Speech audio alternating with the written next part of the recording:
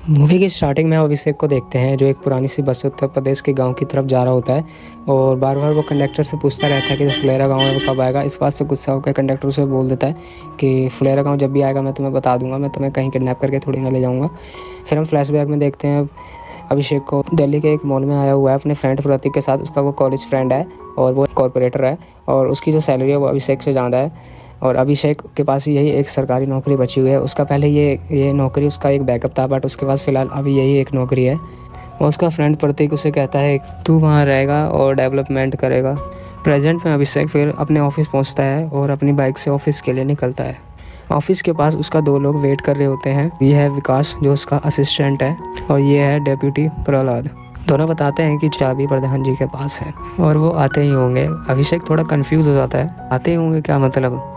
प्रधान जी तो एक महिला है ना, मंजू देवी। वुमेन रिजर्वेशन में प्रधान जी की बीवी मंजू देवी खड़ी हुई थी, पर असली में उसके प्रधान ब्रजभूषण ही है।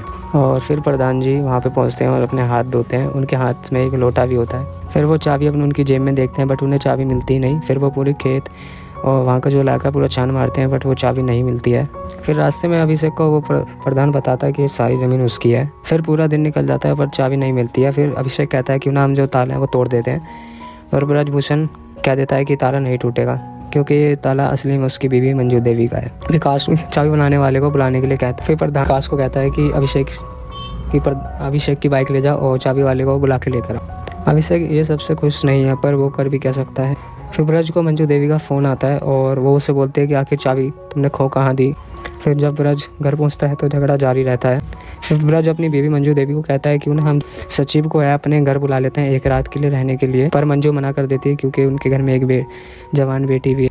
अभिषेक एक दुकान में जाता है और वहाँ एक बिस्कुट खरीदता है। फिर दुकानदार उससे पूछता है कि तुम कौन हो। फिर अभिषेक उसे बताता है कि मैं गाँव का नया सचिव हूँ। फिर ये सुनकर एक गरीब आदमी अभिषेक से मदद मांगता है कि उसे मजदूरी का पैसा नहीं मिला है। अभिषेक को यह सुनकर बुरा लगता है। फिर वो उससे कहता है कि जब ऑफिस खुल जाए तुम आ जाए। विकास फिर वापस आता है पर ताला बनाने वाला है और बाइक का इंडिकेटर भी टूटा हुआ है। विकास पूरी कहानी अभिषेक को सुनाता है, जिसे सुनकर अभिषेक और भी गुस्सा हो जाता है। अभिषेक फिर उससे कहता है कि अब लॉक को तोड़ना ही पड़े, पर मंजू नहीं मानती। ब्रज मंजू को समझाता है कि अभिषेक को खाने पे बुलाते और एक रात के लिए यहीं रहने देते हैं। फिर मंजू परेशान होकर कहती है ठीक है ताले को तोड़ दीजिए। फिर अभिषेक रात में ब्रजभूषण के घर पे खाना खाने के लिए आता है और फिर ब्रजभूषण को कॉल आता है कि जो ताला है वो टूट चुका है। असली में दरवाज़ा ही टूट गया। पता चला जो ताला है वो दरवाजे से भी मजबूत था। फिर अभिषेक अपनी फाइनली ऑफिस में एंटर करता है और अभिषेक अपनी सिचुएशन से भी काफ़ी ज़्यादा निराश है। फिर वो अपने दोस्त प्रतीक को फ़ोन करता है दुखी होकर कि मुझे कैसे न कैसे करके वापस आना है। फिर उसे उसका दोस्त समझाता है कि तू पागल मत बन।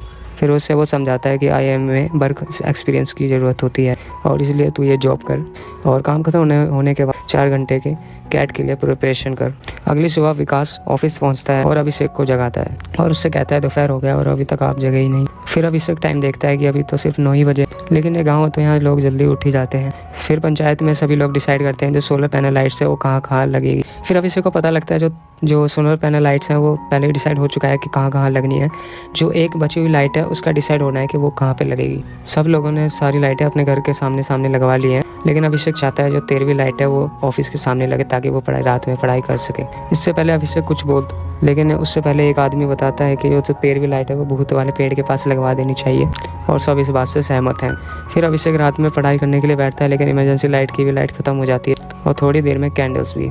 फिर अगले सुबह विकास को अपनी ये प्रॉब्लम बताता है, लेकिन फिर विकास कहता है कि शायद अब कुछ नहीं हो सकता। लेकिन ब्रजभूषण उस पेड़ को अपने इलेक्शन के लिए इस्तेमाल करना चाहता है ताकि वो उसमें जी सके। तो शायद प्रधान जी अब नाम से कहता है अब एक ही ऑप्शन है कि खुद अभिषेक उस भूत को भगा दे, तब शायद उस पेड़ के पास लाइट लगाने की ज़रूरत ना हो।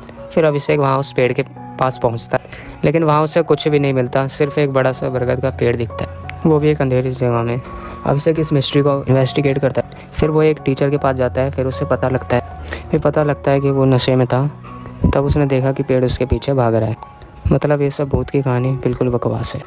वो टीचर पंचायत के सामने बैठा होता है और सबको सच्चाई बताता है और मंजू ये सब जान के उसको धो डालती है क्योंकि ब्रज ने मंजू देवी को 2 बार गाड़ी से उसी रास्ते पर गिरा चुका है। फिर अभिषेक ब्रज को कहता है कि ब्रज को उस पेड़ के नीचे 3 दिन सोना होगा, ये साबित करने के लिए कि वहाँ कोई भूत नहीं है। इससे अगले इलेक्शन में प्रधान को फ़ायदा भी और लोगों को ये भी लगेगा कि प्रधान ने भूत को भगा दिया। यह आइडिया सबको पसंद आता है और अभिषेक जो चाहता है उसे मिल जाता है। पंचायत ऑफिस के सामने एक सोलर लाइट जिसमें वो आराम से बैठकर पढ़ सकता है। और रात में प्रहलाद और ब्रज उसी पेड़ के नीचे होते, पर वहाँ कोई भूत नहीं है। अभिषेक को अब फुलेरा गांव थोड़ा बहुत ठीक लगने लगा है। वह अपने लिए एक चेयर खरीदता है, चक्के वाली कुर्सी, ताकि वो पंचायत ऑफिस में बैठकर आराम से काम कर सके। गांव में एक आदमी परमेश्वर अपनी बेटी की शादी कराने वाला है और ब्रज से वो मिलता है और अपनी प्रॉब्लम बताता है कि दूल्हे का एक रिक्वेस्ट है कि वो रात में एक अलग कमरे में रहना चाहता है। वह किसी और अन्य लोगों के साथ स्कूल में नहीं रहना चाहता।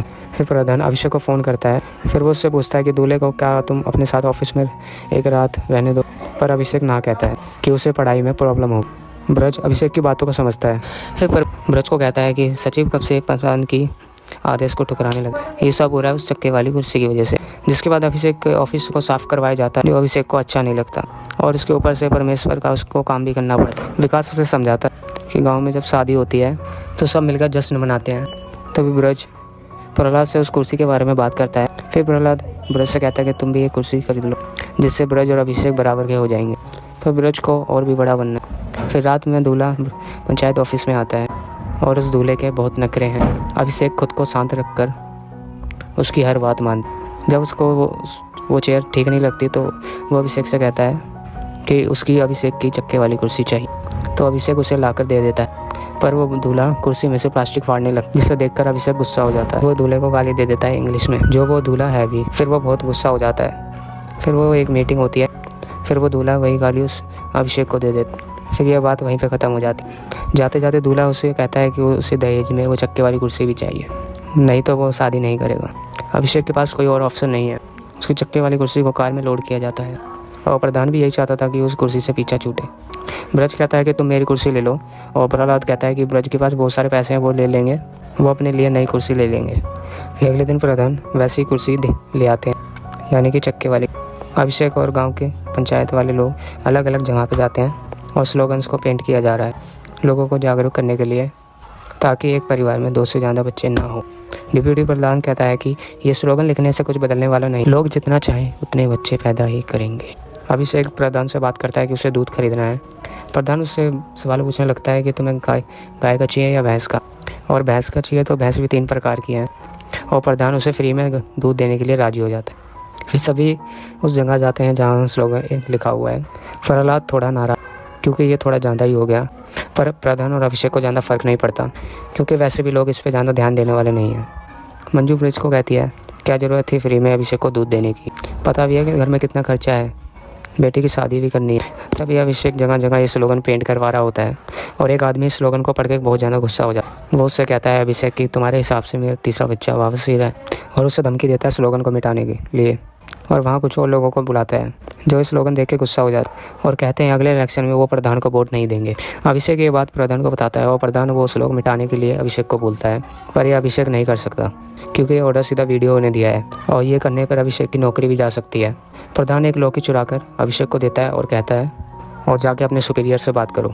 तब वो सुपीरियर लौकी देखकर भी खुश नहीं होता और कहता है कि इस स्लोगन को चेंज नहीं किया जा सकता, और कहता है लोगों को बुरा लगना चाहिए, इसलिए स्लोगन को ऐसा लिखा गया है। अभिषेक प्रधान के घर में होता है। फिर डिस्कस करते हैं कि आगे क्या करना है। फिर ब्रज मंजू को बताता है कि तुम अगला इलेक्शन हार रही हो। मंजू ब्रज को गुस्से में कहती है कि आखिर आदमी को क्या प्रॉब्लम हो स्लोगन से, जाकर औरतों से पूछो जो 2 से ज़्यादा बच्चों को जन्म देती, उनको बड़ा करती है, उनकी देखभाल करती है, पूछो उनसे कि उनको कितनी तकलीफ़ होती है, और कहती है कि ये स्लोगन बिल्कुल सही है। और ब्रज से कहती है आप डरपोक हो जो सही काम करने के लिए खड़े नहीं हो पाते हो, और कहती है कि आप अभिषेक से पैसे नहीं मांग रहे कि उसे बुरा लग जाएगा। इस स्लोगन भी नहीं लिखवाओगी ताकि गांव वालों को पुराना लग जाए। जिसके बाद प्रधान मीटिंग में कहता है कि इस स्लोगन को रहने देने और जो होगा देखा जाएगा। मीटिंग खत्म होने के बाद वीडियो अभिषेक को फ़ोन करता है और स्लोगन के बारे में बता और कहता है कि किसी ने पास के गाँव में सचिव के ऑफिस को जला दिया है उस स्लोगन को पढ़, और कहता है कि अब इस स्लोगन की ज़रूरत नहीं। अभिषेक ये सुनकर डर जाता है। फिर प्रधान कहता है कि जो होगा अगले इलेक्शन में देखा जाएगा, और अभिषेक से कहता है कि अभिषेक को महीने में 750 रुपये देना पड़ेगा। अभिषेक रात में डिनर बना रहा होता है। तभी अभिषेक अपने फ्रेंड प्रतीक की अपने फ़ोन में एक फ़ोटो देखता है जो पार्टी कर रहा होता है कि आज फ्राइडे है। अभिषेक को खुद के लिए बहुत बुरा लगता है। फिर वो खुद के लिए 2 बियर की बोतल खरीदता है और अभिषेक ऑफिस के बाहर बैठकर बोतल के साथ एक सेल्फी लेता है, पर वो फ़ोटो इंटरनेट पर पोस्ट नहीं करता। अगले दिन अभिषेक सोकर उठता है और देखता है कि उसने रात में दरवाज़ा बंद करना भूल गया और रात भर वो दरवाज़ा खुला हुआ था, और डर कर देखने जाता है कि ऑफिस का चोरी हो गया है। अभिषेक प्रधान को कॉल करता है और प्रधान विकास के साथ ऑफिस आता है और प्रधान अभिषेक पे बहुत चिल्लाता है कि अभिषेक इतना लापरवाह कैसे हो सकता है, और उसे अब अभिषेक पे बिल्कुल भी भरोसा नहीं है और उससे कहता है कि बाज़ार में जाके अपने लिए एक नया कमरा ढूंढ लो। और फिर प्रहलाद और अभिषेक जाते हैं पुलिस स्टेशन एफआईआर लिखवाने के लिए। वो ऑफिसर इस केस को लेकर बिल्कुल भी सीरियस नहीं होता है कि सिर्फ एक मॉनिटर ही तो चोरी हो, और उनसे कहता है कि जाकर एक और खेत में जाके चेक कर, क्योंकि चोर जो है ज़्यादातर सामान खेत में ही छोड़ आते हैं। जिसके बाद अभिषेक उससे गुस्से में कहता है कि आप अपना काम कीजिए, और वो ऑफिसर अभिषेक को ताना मारकर कहता है कि ये सब तुम्हारी वजह से ही तो हुआ। उसे ड्रिंक करने के लिए किसने बोला था, और प्रहलाद दोनों को शांत करवाता है। पुलिस स्टेशन से बाहर निकलते हुए अभिषेक प्रहलाद को कहता है कि वो अपने लिए एक रूम ढूंढने के लिए जा रहा है फकौली बाजार। पर प्रहलाद अभिषेक को कहता है कि प्रधान की बातों को दिल पर मत लीजिए, और गाँव चलने के लिए कहता है। अभिषेक थक चुका है कि गाँव में सभी लोगों को पता लग गया कि मॉनिटर चोरी हो गया है, और अभिषेक नए मॉनिटर की कीमत ऑनलाइन चेक करता है। इन्वेस्टिगेशन ऑफिसर आता है और अभिषेक से बेतुके सवाल पूछता है कि आपने कितनी पी थी और कहाँ बैठ के पी थी, और ये सब सवाल सुनकर अभिषेक गुस्सा हो जाता है। फिर ऑफिसर अभिषेक के रूम में जाता है और वहाँ उसकी कैट की बुक्स वगैरह वहाँ पे देखता है, और उससे कहता है कि किसी आदमी की 2 बोतल में इतनी तबीयत कैसे ख़राब हो सकती है। उसने इतनी पी थी कि रात में वो दरवाज़ा बंद करना भूल गया, और सोचता है कि जो चोरी है वो अभिषेक ने ही करी है। लेकिन प्रधान उसकी ये बात नहीं मानता है, और वो उसे बताता है प्रधान को कि अभिषेक MBA की भी तैयारी कर रहा है और उसे पैसे की भूख है, और पैसे के लिए ही उसने मॉनिटर चोरी करा है। और अभिषेक से फिर से वो सवाल पूछने के लिए ऑफिसर उसके ऑफिस में आ जाता है कि आपने रात में ड्रिंक क्यों किया था। फिर अभिषेक गुस्से में फ्रस्ट्रेट होकर उससे गुस्से में बताता है कि उसका मूड ऑफ था। पूरे दिन काम करने के बाद 4 घंटे पढ़ाई करना पड़ता है, और रात में बिजली भी नहीं रहती, और काम करने के बाद बात करने के लिए कोई नहीं रहता। यहाँ उसकी सोशल लाइफ यहाँ पे उसकी है ही नहीं, इसलिए उसने ड्रिंक की, क्योंकि वो अकेला था। और फिर भी लेकिन जो इंस्पेक्टर होता है उसकी बात ही नहीं मानता है। फिर प्रधान पुलिस वाले को वापस जाने के लिए कहता है, क्योंकि वो कहता है अब अभिषेक से लापरवाह हो सकते हैं लेकिन चोर नहीं हो सकते। उस रात प्रधान को बहुत बुरा लगता है अभिषेक के लिए। फिर वो कुछ खाना अपने साथ लेकर अभिषेक के घर जाता है। ये चारों बैठ के बियर पीते हैं और एंजॉय करते हैं। फिर प्रधान उसके साथ एक सेल्फी क्लिक करता है, और फिर अगले दिन चोरी हुआ मॉनिटर उसके ऑफिस के बाहर मिलता है। फिर उसे एक नोट भी मिलता है कि उसमें लिखा हुआ होता है कि उस चोर को लगा ये टीवी है। फिर अभिषेक जाके एक फ़ोटो क्लिक करवाता है, और उससे कहा जाता है कल सुबह 11 बजे फ़ोटो लेने के लिए आ जाना। अभिषेक और विकास का मार्केट में झगड़ा होता है, क्योंकि वो दोनों लोग अभिषेक की बाइक पे बैठे हुए होते हैं। अभिषेक उन दोनों लोगों से कहता है कि बाइक पे मत बैठो, बाइक गिर भी सकती है। लेकिन वो दोनों अभिषेक की बात नहीं मानते हैं, और अपने एक बंदे को फ़ोन लगा के और लोगों को बुलाने के लिए कहता है अभिषेक को पीटने के लिए। अभिषेक थोड़ा नर्वस हो जाता है और वहाँ से जाने की सोचता है। फिर उन दोनों को दुकान वाले से पता लगता है कि अभिषेक कल 11 बजे फ़ोटो लेने के लिए आने वाला है। फिर वो लड़का अभिषेक को कहता है कल 11 बजे तैयार रहना। रास्ते में अभिषेक विकास को समझाता है कि हमें इन सब चीज़ों में नहीं पड़ना चाहिए, और विकास अभिषेक से कहता है आत्मसम्मान की बात है। और फिर वो प्रधान को कॉल करता है। अभिषेक कहता है इस बात को ज़्यादा मत खींचो, और इस बात को यहीं पे ख़त्म हमें कर देनी चाहिए। अभिषेक 11 बजे ना जाके 2 बजे अपनी फ़ोटो लेने के लिए वहाँ पे जाता है, फ़ोटो स्टूडियो। और वो आदमी उससे कहता है कि आप तो 11 बजे आए नहीं, उन लोगों ने आपकी फ़ोटो डिलीट करवा दी।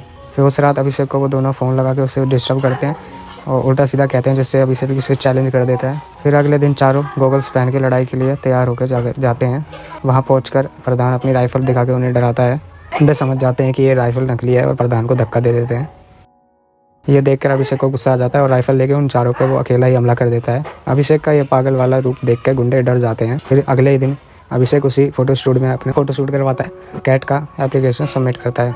ऑफिस में प्रधान और विकास मरकापुल वाले एक लड़के के बारे में बात करते हैं, जिससे प्रधान अपनी बेटी की शादी करवाना चाहता है, पर वो लड़का दहेज मांग रहा है। 80,000 सैलरी में 20 लाख दहेज मांगना बहुत ज़्यादा है। फिर विकास अभिषेक से पूछता है अगर आप होते तो कितना मांगते, पर फिर अभिषेक कहता है वो दहेज लेता ही नहीं। फिर प्रधान कहता है कि अभिषेक को कि 20,000 सैलरी में आपको सिर्फ 5 लाख ही दहेज मिलता। फिर अभिषेक बताता है कि अगर उसका IIM में एडमिशन हो गया तो उसकी मंथली सैलरी 1.5 से 2 लाख होगा, लेकिन फिर भी वो दहेज नहीं लेगा। प्रधान मुस्कुराते हुए अभिषेक को देखता है। फिर एक आदमी दोपहर के समय अभिषेक के ऑफिस पहुंचता है अपने बेटे का बर्थ सर्टिफिकेट बनवाने के लिए। विकास फिर उस आदमी से उसके बेटे का नाम पूछता है कि आपने अपने बेटे का नाम आत्मा राम क्यों रखा, ये काफ़ी ओल्ड फैशन नाम है। फिर वो अभिषेक से कहता है कुछ नया और मॉडर्न नाम बताने के लिए। फिर अभिषेक बताता है आरव, जो अक्षय कुमार के बेटे का नाम है। दीन बंधु को ये नाम बहुत सही लगता है, वो सर्टिफिकेट में आरव ही लिखवाता है। प्रधान अपने घर में अपनी बीवी से कहता है कि अपनी बेटी की शादी अभिषेक से करवा देते हैं, पर मंजू मना करती है क्योंकि अभिषेक की सैलरी सिर्फ 20,000 है। पर प्रधान बहुत कॉन्फिडेंट है क्योंकि जब अभिषेक कैट क्लियर कर लेगा वो लाखों में कमाएगा। पर मंजू कहती है सिर्फ खटने से कुछ नहीं होता, दिमाग भी तेज होना चाहिए। प्रधान सोचता है कि अभिषेक दिमाग चेक कैसे करे कि वो तेज है या नहीं। अगले दिन अभिषेक के ऑफिस में दीनबंधु और सुषमा उसकी बीवी आती है और आत्माराम और आरव नाम को लेकर दोनों में वहाँ पे झगड़ा हो जाता है। अभिषेक जैसे ही पढ़ाई करने के लिए बैठता है, प्रधान अभिषेक को एक पहेली भेजता है व्हाट्सएप और कहता है 1 मिनट में सॉल्व करो। फिर 1 मिनट के बाद अभिषेक को कॉल करता है जवाब पूछने के लिए। फिर अभिषेक मंजू देवी का जवाब सुनकर आंसर दे देता है। फिर अभिषेक प्रधान को कहता है ऐसा क्वेश्चन कैट में नहीं आता।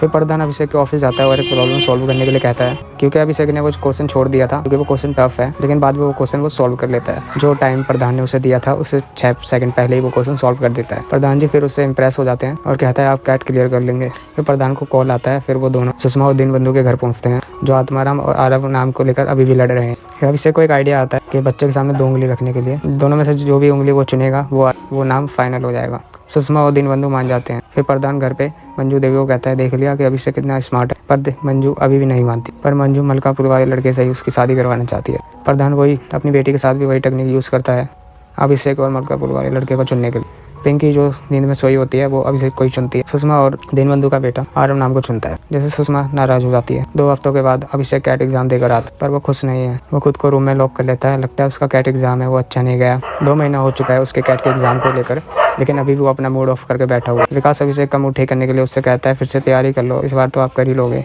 पर अभिषेक गुस्सा हो जाता है और कहता है कि कैट एग्जाम बहुत टफ है और अभिषेक का इस साल सिर्फ 82% ही आया, जिस वजह से अभिषेक का कॉन्फिडेंस टूट चुका है। फिर अभिषेक और विकास दोनों बाहर ऑफिस के बाहर एक पोस्टर लगाते हैं और विकास से अभिषेक सॉरी बोलता है कि वो क्योंकि वो उस पर अभी चिल्लाया था ऑफिस में। अभिषेक मंजू देवी के पास जाता है कुछ डॉक्यूमेंट्स में अंगूठा लगवाने के लिए। मंजू देवी अभिषेक को ताना मारती है क्योंकि अभिषेक का एग्जाम क्लियर नहीं कर पाया। अभिषेक उल्टा मंजू देवी को कहता है कि आप भी तो सिर्फ नाम की प्रधान है, पब्लिक डे में वो झंडा भी फहराने नहीं जाएगी, सब उसका पति ब्रिजभूषण ही करेगा। उसके बाद मंजू देवी को सुई की तरह चुभती है। झंडा फहराना इतना मुश्किल भी नहीं है। एंथम सॉन्ग गाना मंजू देवी के लिए मुश्किल है, जो उसे आता भी नहीं है और मंजू देवी के पास सिर्फ 2 दिन ही है। फिर अभिषेक मंजू देवी को नेशनल एंथम सॉन्ग सिखाता है। मंजू ठीक से सीख ही नहीं पा रही, वो एक ही गलती बार बार करती है और अभिषेक गुस्सा हो जाता है। फिर अगले दिन प्रधान जी अपने घर पहुंचते हैं मलकापुर से और अभी भी उसे देखते हैं कि मंजू देवी वो गाना नेशनल एंथम सीख नहीं पाई है। फिर अगले दिन प्रधान जी नए कपड़े पहन के ऑफिस जाते हैं झंडा फहराने के लिए। फिर अभिषेक मंजू देवी को फोन करता है झंडा फहराने के लिए और आने के लिए बोलता है। फिर डीएम मैडम मेन रोड की तरफ से गुजर रही होती है। फिर बड़ा सा वो एक होर्डिंग देखती है जिसमें